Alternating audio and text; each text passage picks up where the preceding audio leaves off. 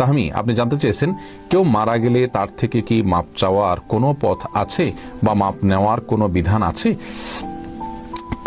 বোন তাহমিদা, কেউ যদি মারা যায় তার থেকে মাপ চাওয়ার কোনো পথ আর খোলা থাকে না।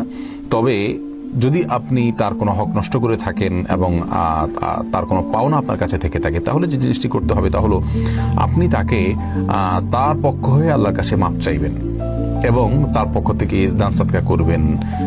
কিয়ামতের ময়দানে আল্লাহ রাব্বুল আলামিন কিছু মানুষকে যাদের নেক আমল দ্বারা আল্লাহ তাআলা সন্তুষ্ট, আপনি নিজে আল্লাহকে সন্তুষ্ট করার বেশি চেষ্টা করবেন যেহেতু আপনার ত্রুটি আছে, তো এরকম ব্যক্তিদেরকে আল্লাহ রাব্বুল আলামিন কিয়ামতের ময়দানে তার পাওনাদারদের কাছ থেকে আল্লাহ মুক্ত করে দিবেন। কিভাবে মুক্ত করবেন?